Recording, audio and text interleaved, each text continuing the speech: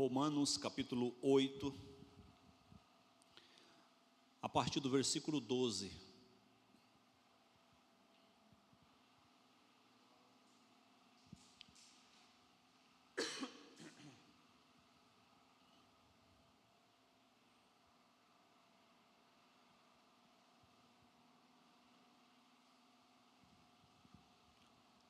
Romanos capítulo 8, verso 12. Estaremos lendo até o versículo 14. Está escrito assim: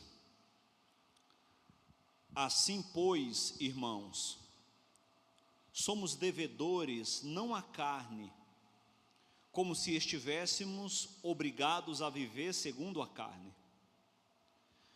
Porque se vocês viverem segundo a carne, caminharão para a morte. Mas se pelo Espírito mortificarem os efeitos do corpo, certamente viverão. Pois todos os que são guiados pelo Espírito de Deus, são filhos de Deus. Amém. Irmãos, o tema da nossa mensagem é matar ou morrer. Tomando por base, sobretudo o versículo 13 da leitura que nós fizemos, Paulo ele apresenta com muita clareza que uma dessas duas coisas acontecerão: ou você mata o pecado, ou ele mata você. Não há como fugir. Essas são as palavras que o apóstolo ele utiliza ao dizer: porque se vocês viverem segundo a carne, vocês caminharão para a morte, você morre. Mas se pelo Espírito vocês mortificarem, vocês matarem os efeitos do corpo, certamente vocês viverão. O que significa mortificação do pecado, que Paulo ele trata aqui? Em diversos momentos Paulo ele vai falar sobre esse ponto específico. A mortificação, ela consiste no enfraquecimento do pecado. A primeira providência na mortificação é o enfraquecimento desse hábito. É preciso atacar os princípios vitais que lhe dão força e poder. A mortificação consiste na luta e no combate constante contra o pecado. Dominar o pecado diariamente com todos os meios dolorosos, mortais e destrutivos para ele, é o ápice dessa luta. Deus nos dá, mediante a graça, a capacidade de resistirmos ao pecado. E nós devemos exercitar isso diariamente, procurando viver de modo agradável e santo a Ele.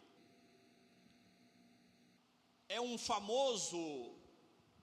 dos mais conhecidos homens, que deu origem a um movimento conhecido como o puritanismo, John Owen.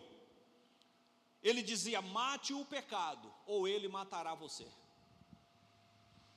O movimento dos puritanos, e até hoje a expressão puritana ela é utilizada de forma pejorativa para se referir a alguém que quer viver de uma forma muito santa. Aquela pessoa é um puritano. Porque os puritanos, eles tinham como finalidade viver de uma forma pura, distinta, afastada do pecado. E é isso que deu origem a esse movimento, e que foi cunhada essa expressão para se referir a essas pessoas. E John Owen, ele é um dos personagens mais simbólicos, vamos assim dizer, desse movimento. E essa era uma palavra que ele utilizava sempre: mate o pecado, ou então ele lhe mata. A primeira coisa que eu quero chamar a atenção é sobre entendendo a mortificação. A mortificação do pecado, ela envolve uma renúncia ativa às paixões pecaminosas da carne, permitindo que a graça de Deus transforme o coração e a mente. Irmão, ter uma teologia perfeita não basta. Há pouco tempo nós vimos personagens que tinham uma teologia irrepreensível, mas que o seu modo de viver ia na contramão daquilo que eles pregavam, daquilo que eles ensinavam, porque na sua vida cotidiana ainda não havia existido a mortificação do pecado para a vida dele. Então, personagens que tinham um equilíbrio doutrinário muito grande, mas esse equilíbrio doutrinário não funcionava na prática da vida diária para a vida dessas pessoas. Talvez o caso dos últimos dias, mais simbólico, tenha sido de um escritor americano por nome de Philip Yancey. Eu tenho até algumas literaturas do Philip Yancey, uma que eu gostei muito de uma das obras deles, que o título do livro dele é A Bíblia que Jesus Lia. Um autor consagrado, respeitado, e que há pouco tempo descobriram um caso extraconjugal que ele tinha. Já, se não me falha a memória, há 12 anos, ele tinha um caso extraconjugal. Paulo, ele diz que se você viver segundo a carne, você caminha para a morte. Mas se você mortificar os efeitos do pecado, você caminha para a vida, você viverá. Então a mortificação envolve uma renúncia ativa às paixões pecaminosas da carne, permitindo que a graça de Deus transforme o seu coração e a sua mente. É um chamado para uma vida de santidade, humildade e submissão à vontade de Deus. Reconhecendo que somente através da morte diária do eu pecaminoso é possível experimentar a verdadeira liberdade do crescimento espiritual. O eu pecaminoso deve ser crucificado todos os dias, diariamente. No capítulo 6 do mesmo livro, verso 1 e 2, Paulo diz o seguinte: que diremos então? Continuaremos no pecado para que a graça aumente ainda mais? Ele pergunta, ele mesmo responde: de modo nenhum. Como viveremos ainda no pecado, nós que já morremos para ele? A mortificação do pecado envolve a busca constante pela conformidade com a imagem de Cristo e a dependência total da obra redentora de Jesus, irmãos. Nós só conseguimos mortificar o pecado na nossa vida mediante a obra redentora de Jesus Cristo. É um processo contínuo de transformação que nos leva a uma comunhão mais profunda com Deus e nos capacita a viver de acordo com os seus mandamentos. Paulo, ele vai além, ainda no mesmo capítulo 6, a partir do versículo 3, Paulo, ele vai dizer: ou será que vocês ignoram que todos nós que fomos batizados em Cristo Jesus, fomos batizados na sua morte? Fomos sepultados com ele na morte pelo batismo, para que como Cristo foi ressuscitado dentre os mortos para a glória do Pai, assim também nós andemos em novidade de vida. Porque se fomos unidos com ele na semelhança da sua morte, certamente o seremos também na semelhança da sua ressurreição. Sabendo isto, que a nossa velha natureza foi crucificada com ele, para que o corpo do pecado seja destruído e não sejamos mais escravos do pecado. Quando o cristão foi salvo dos seus pecados, ele se batizou e mergulhou na água, simbolizando o sepultamento do velho homem. A velha natureza foi sepultada. Aquele que amava o pecado estava identificado com Adão. Então ocorre agora na vida dessa pessoa aquilo que nós chamamos de mortificação. A vida pecaminosa que tínhamos foi crucificada com Cristo, sepultada no batismo. E hoje somos uma nova criatura, que não é mais escrava do pecado, podendo resistir às suas inclinações e livremente servir e adorar ao Senhor. Não cabe mais, irmão, toda hora a gente ficar usando desculpa. Não cabe mais em todos os momentos, o Senhor sabe, a carne é fraca. Paulo diz que se nós permanecermos na alimentação da carne, nós estamos caminhando para a morte. É por isso que o título da mensagem é matar ou morrer. Ou você mata ou você morre. Não há uma terceira alternativa. Segunda coisa que eu quero chamar a atenção é para as bases da mortificação. O que torna a mortificação possível na vida do cristão?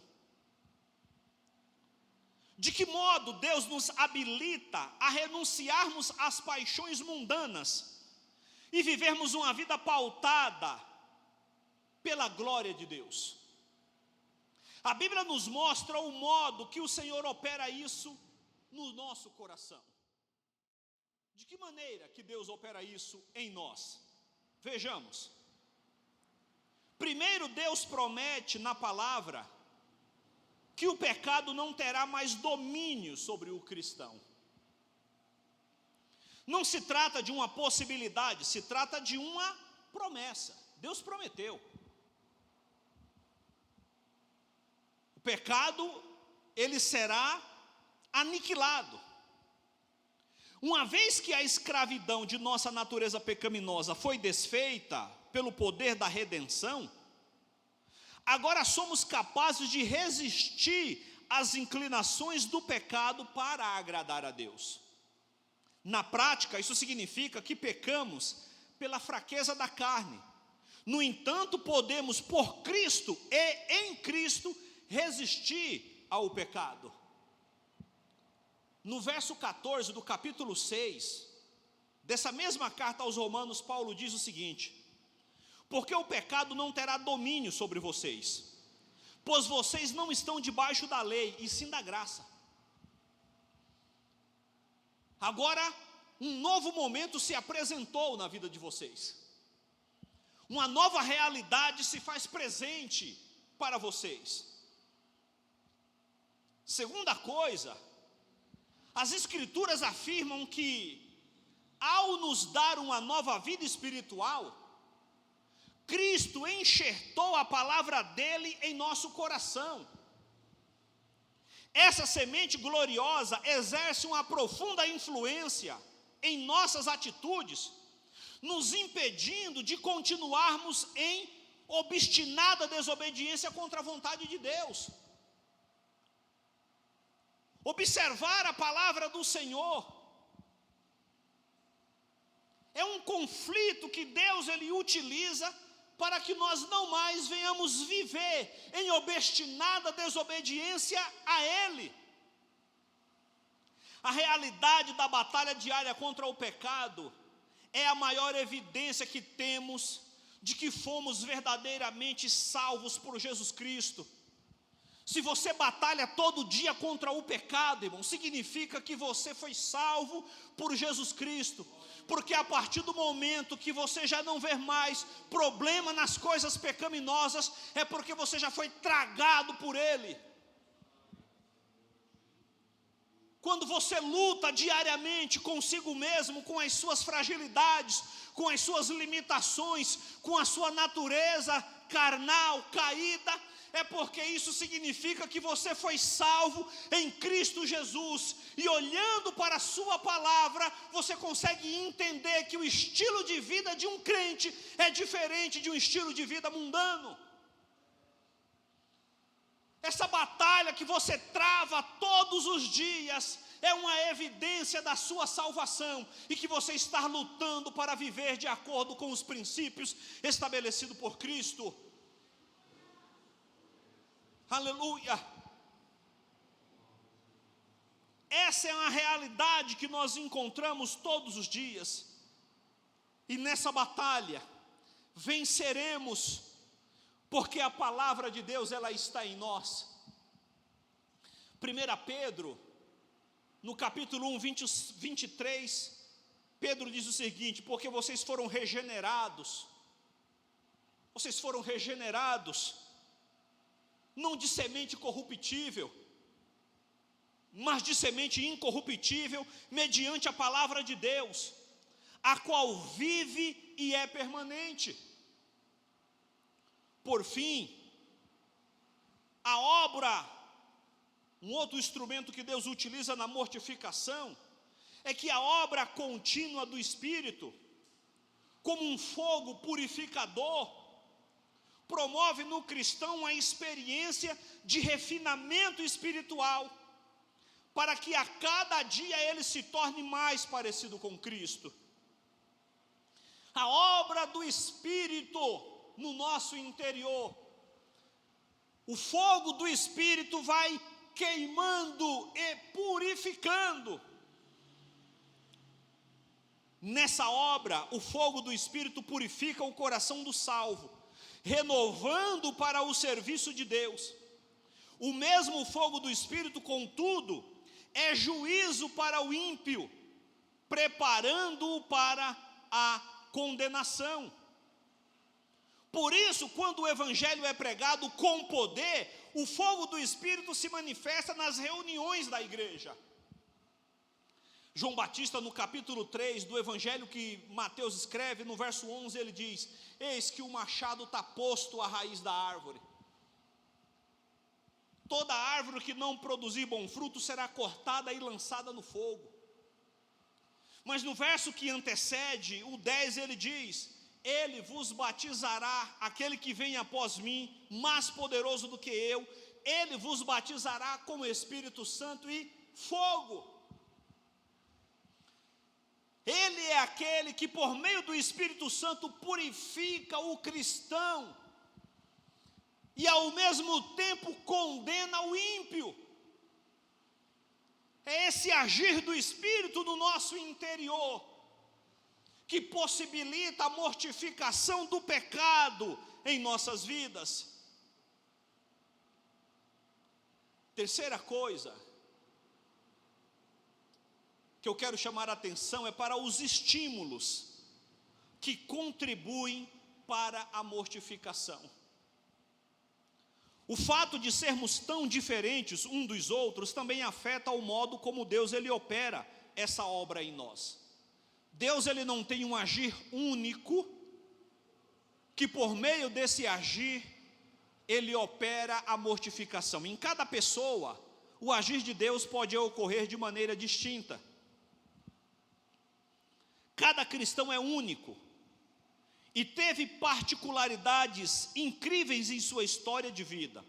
Sendo assim, o modo como o Senhor nos fornecerá os estímulos necessários para vencermos a batalha da mortificação serão distintos de um cristão para o outro. Esses estímulos podem chegar a nós do seguinte modo: a primeira coisa a ser compreendida nesse processo é que o próprio Deus, ele opera em nós para que possamos mortificar o pecado. Você não consegue por você mesmo. Você não vai conseguir. Havia um hino antigo nas Assembleias de Deus. Eu era adolescente, eu ia para o culto e eu lembro da minha irmã cantando esse hino nos cultos. não tente sozinho, você não vai conseguir carregar a sua cruz sem a ajuda de Jesus do lugar, nem vai sair. Eu tentei sozinho e quase me acabei. Com Jesus na minha estrada, a história foi mudada, a vitória a alcancei. Se eu não estou enganado, é do Matos Nascimento, acho que é do Matos Nascimento esse hino, muito antigo, cantado nas Assembleias de Deus. Nós não conseguimos a partir da nossa própria força, nós não conseguimos porque nós somos bons, nós não conseguimos porque nós buscamos o suficiente para tal, nós conseguimos porque o ponto de partida, Deus, Ele age no nosso interior. Isso tem que ficar claro. É importante entendermos que, se não houver essa intervenção, não sai do lugar. Deus, Ele atua em nós, proporcionando a possibilidade dessa mortificação. Então Paulo, escrevendo aos Filipenses, ele apresenta o agir dentro desse processo, tanto de Deus como do indivíduo. Filipenses 2, verso 12 e 13, Paulo diz assim: assim, meus amados, como vocês sempre obedeceram, não só na minha presença, porém muito mais agora na minha ausência, desenvolvam a sua salvação com temor e tremor, porque Deus é quem efetua em vocês tanto o querer como realizar segundo a sua boa vontade. Deus realiza em vocês. No primeiro momento, e nós vamos dar uma ênfase nisso um pouco maior, um pouco mais à frente. Num primeiro momento, Paulo diz: desenvolvam a salvação que vocês receberam. Vocês devem desenvolver.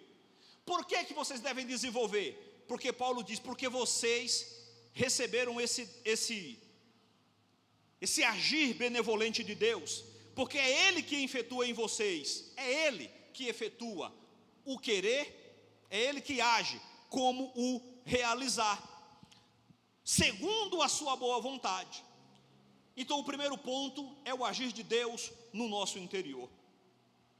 A segunda coisa que Deus ele utiliza para a mortificação do pecado é a palavra da verdade, transformando o nosso coração e nossas atitudes. A Escritura é a voz da verdade em um mundo que sussurra a nós muitas mentiras. Nós somos a todo instante convidados a fazer concessões, a transigir com o pecado. A todo instante é sussurrado aos nossos ouvidos que isso não tem tanto problema assim como você imagina que tem, ou que essas coisas não são bem assim. A palavra da verdade é aquilo que sussurra, é aquilo que nos fala a maneira como de fato devemos atuar, melhor dizendo. Quando nos submetemos à sabedoria da Escritura, nosso coração vai sendo moldado para agradar a Deus e refletir a sua imagem.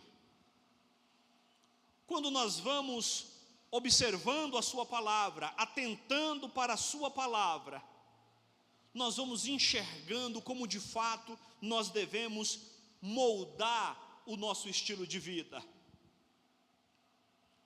Terceira coisa que Deus usa para a mortificação do pecado: Deus ele permite que circunstâncias e sofrimento nos mude. Para cada um Deus tem um método diferente, conforme a necessidade. Alguns tipos de barro tem que ser amassado com mais firmeza. Alguns barros eles dão liga com mais facilidade, outros precisam de mecanismos um pouco diferentes. As lutas são uma forma de que Deus chama a nossa atenção para aquilo que realmente importa. Porque quando a doença chega, o desemprego vem, a morte bate à nossa porta, o mundo perde o encanto e o seu poder de sedução, e passamos a nos concentrar na beleza da glória de Deus, irmãos. Quando nós estamos em contato com Cristo, caminhamos em contato com Ele, irmãos, cada vez mais nós nos desconectamos do mundo para nos conectarmos ao Senhor. Quando isso acontece, o Espírito injeta dentro de nós a consolação e a força necessária para os nossos redirecionamentos espirituais. Vocês lembram do Salmo 73, irmãos? Um salmo famoso, o Salmo de Asaf, quando ele diz: os meus pés quase que escorregaram, porque eu, no meu viver diário, comecei a observar a prosperidade do ímpio. Asaf diz que em um determinado momento, a partir de um determinado momento da sua vida, ele começou a olhar para Deus e achar que Deus era injusto, porque os ímpios prosperavam enquanto ele passava necessidade. Aí ele diz: até que eu me atinei, até que eu caí em si, ao adentrar na casa do Senhor e observar qual era o fim deles. Aleluia!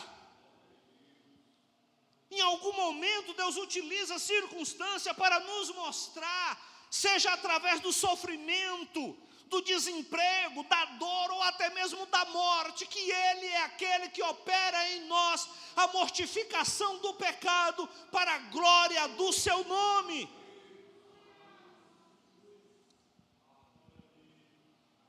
Salmo 119, verso 71, o salmista ele vai dizer o seguinte: foi bom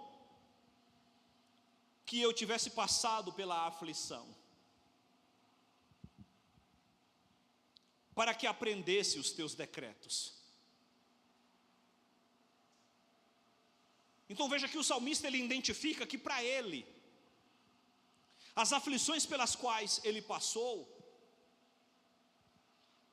foi fundamental para que ele pudesse aprender os decretos do Senhor, os seus mandamentos. Por fim, nós mesmos acatamos a vontade divina e passamos a obedecê-la. Esse conjunto de coisas, o agir de Deus, a atuação do Espírito no nosso interior, a dor, o sofrimento, e por último, mediante esse combo de coisas, nós mesmos nos atentamos para essa realidade. Então, no plano de Deus, não somos passivos na obra da mortificação. Pela obra do Espírito, somos nós que arrependemos. A maior parte é feito por Deus, isso está claro. Deus faz a maior parte, mas nós temos uma participação nisso. Nas lutas, somos nós que confiamos e cremos e oramos. Não somos marionetes de Deus. Ele efetua em nós o querer e o realizar, mas somos nós quem desenvolvemos a salvação com temor e tremor. Quando Paulo escreve a sua primeira carta aos Tessalonicenses, no capítulo 1, verso 9, Paulo ele está extremamente preocupado com a igreja de Tessalônica, porque a cidade de Tessalônica era uma cidade que a idolatria ela predominava naquele ambiente. E Paulo havia chegado naquela cidade, ele foi apedrejado ali, ele foi expulso da cidade, apedrejado, colocado para fora como morto. E depois de Paulo pregar e ensinar o evangelho naquele local, ele se retira da cidade e deixa ali uma igreja estabelecida. No entanto, Paulo ele está extremamente preocupado de qual era a continuidade de fé dos irmãos. E Paulo ele escreve, dentre outras coisas, para confirmar a fé desses irmãos. E no verso 9 do capítulo 1, da primeira carta que ele escreve aos Tessalonicenses, Paulo diz assim: porque no que se refere a nós, as pessoas desses lugares falam sobre como foi a nossa chegada no meio de vocês, e como deixando os ídolos, vocês se converteram a Deus para servir o Deus vivo e verdadeiro. Veja, como vocês se converteram a Deus. Paulo não diz como Deus converteu vocês. Foi o povo que se converteu a Deus. Claro que mediante o agir de Deus, o atuar do Espírito Santo, a palavra da verdade, mediante esse combo de coisas que Deus ele apresenta, somos nós que nos convertemos. Somos nós estamos caminhando para um buraco, irmãos. Nós estávamos caminhando para um abismo. E quando nós chegamos a um passo de cair, Deus ele abriu os nossos olhos. E você conseguiu enxergar o que estava adiante. E a partir daí você decide não mais ir adiante. Então quem abre os nossos olhos são Deus. Mas somos nós que decidimos não dar continuidade a essa vida de pecado. Mortificar a carne, a mortificação do homem do pecado, é uma necessidade para a nossa igreja, para a nossa atualidade. Nós flertamos, a igreja da atualidade flerta com o pecado, meus irmãos. Alguns de maneira mais velada, outros de maneira mais aberta. Mas olha para as práticas pecaminosas como se aquilo não tivesse problema. Só que Paulo diz que se nós continuarmos nesse tipo de caminhada, nós estamos caminhando para a morte. Mas se nós mortificarmos essa nossa natureza, nós caminhamos para a vida. Nós não podemos negar a realidade, irmãos. A realidade, ela é uma bigorna. Ela sempre se impõe, irmão. A realidade, ela se impõe. Por mais que as pessoas elas queiram, às vezes, camuflá-la, ela se impõe, não tem jeito. A realidade, ela não pede licença, ela mete o pé na porta e entra. Quer você goste, quer não. E essa é a nossa realidade, irmão. A nossa realidade é de uma natureza caída, de uma natureza pecaminosa, e que se nós não mortificarmos a nossa carne, nós estamos caminhando para a morte e não para a vida. A primeira coisa que é necessário para nós é sermos sinceros diante de Deus. Apresente para Ele as suas limitações, irmãos. Qual é a sua fragilidade? Qual é a sua fragilidade? Coloque diante dele: Senhor, tu sabe, isso aqui mina a minha força. Precisamos caminhar para a vida. Deus, ele enviou o seu Filho ao mundo para desfazer as obras do diabo. Jesus subiu à cruz para perdoar os seus pecados. Ressuscitou triunfantemente para te declarar justos aos olhos de Deus. Ele subiu ao céu e voltará um dia. E como estará o seu coração diante dele? Cristo só é o Salvador daquele que persistentemente tem lutado para mortificar os pecados que existem na sua vida. Ele não é o Salvador de todos, irmãos. Não porque ele não queira. Jesus não é o Salvador de todos. Mas ele não é Salvador de todos não por causa dele. João 3,16 diz que Deus enviou o seu Filho para que todo o que nele crê. A morte de Cristo, ela só consegue ser eficaz na vida daquele que crê, daquele que obedece, e não na vida dos desobedientes, dos transgressores. o autor do livro de Provérbios, ele apresenta algumas realidades. Ele diz: pode alguém abraçar uma brasa sem que saia queimado? É possível que alguém se abrace com um tição sem que se queime com isso? E ali o autor está falando do pecado. Tem como você viver uma vida pecaminosa sem que isso traga sérios prejuízos para a sua relação com Deus? Para concluir, meus irmãos, a graça de Deus não apenas perdoa o pecador, ela não apenas perdoa, mas ela também o habilita a mortificar o pecado. Porque nós não temos força, irmãos. Lembra da palavra do rei Josafá, quando os mensageiros vêm a Josafá, dizendo que ele deveria se entregar para o rei da Síria? E Josafá vai para a casa do Senhor. Quando ele está indo, o profeta Isaías vai ao encontro dele e diz: não tenha medo, ó rei Josafá, dai-me ouvido, ó rei, e todo o povo de Israel. Essa guerra não é sua, essa guerra é minha. Essa guerra é minha. E Josafá entra na casa do Senhor, prostra o joelho e diz: Senhor, nós estamos com medo, porque o povo que vem aí é mais forte e mais poderoso do que nós. Porém, nós confiaremos em Ti.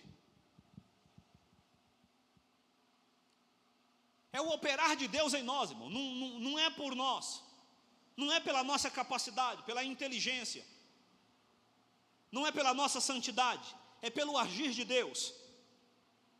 Qualquer coisa diferente disso não é a graça revelada nas Escrituras. Então Deus, Ele te salva do pecado, Ele te liberta do pecado, e Ele te dá a capacidade de mortificá-lo. É Ele que te oferece a capacidade de mortificá-lo. Você sabe que foi salvo pela graça quando os seus desejos, anseios e aspirações são as de exaltar e adorar o seu Criador. Irmão, qual que é o seu sonho de vida? Qual que é o seu sonho de vida? Qual que é o seu desejo? Meu desejo é me aposentar, comprar um sítio e passar o resto dos dias com a minha véia, lá no interior, criar os meus netos. Olha, isso não é ruim não. Isso não é ruim não. Mas isso não deve ser o nosso objetivo de vida, irmãos. O objetivo nosso de vida é glorificar a Deus, meus irmãos. Esse é o nosso objetivo de vida. Esse é o objetivo de vida, glorificar a Deus. Agora, o que vai acontecer para que isso ocorra, aí já é outro cenário.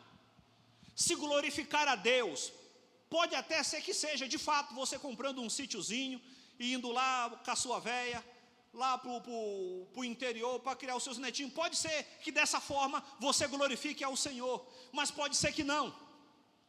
Pode ser que não. Pode ser que você glorifique a Deus de uma outra forma, de uma outra maneira, por meio de outros instrumentos. É por isso que o nosso objetivo de vida não deve estar relacionado, num primeiro plano, com as coisas aqui da terra. O nosso objetivo de vida deve estar relacionado às coisas celestiais. As coisas da terra, elas servirão, elas serão um instrumento, elas serão um meio pela qual o nome do Senhor será glorificado em nós e através de nós. É isso, meus irmãos. Glorificar ao Senhor é, ou pelo menos deveria ser, o nosso maior objetivo de vida. Pense se os teus planos glorificam ao Senhor. Pense aí você. Vai embora para sua casa refletindo. Você tem planos, objetivos, projetos. Pense, eles glorificam o nome de Deus? O nome do Senhor será glorificado por meio desses planos que eu tenho? Ou isso é apenas um egoísmo? Será que os meus planos irão glorificar a Deus, ou é apenas um egoísmo da minha parte?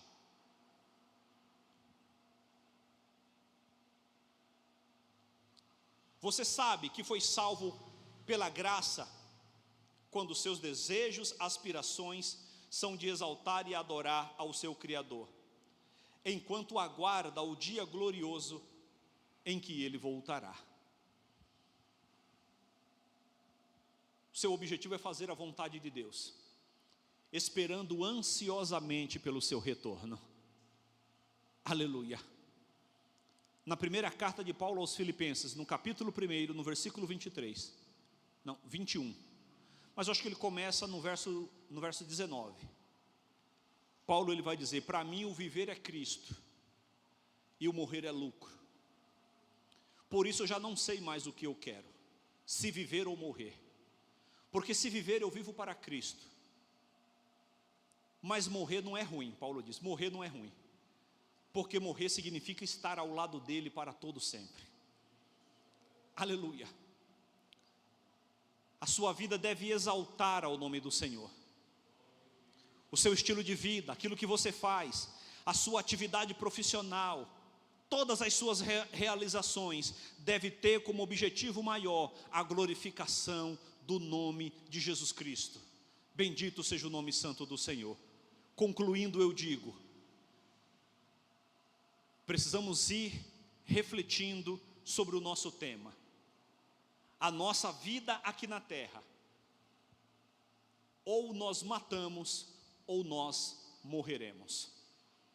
Que Deus nos ajude e que possamos mortificar diariamente o velho eu que atua no nosso interior. Que Deus nos ajude e Deus abençoe a todos. Glória a Deus.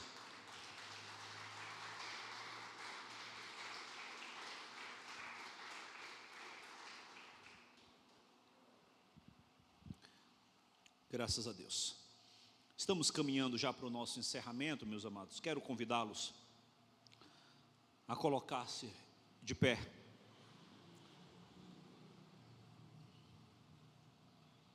Louvado seja o nome santo do Senhor. Nós precisamos levar a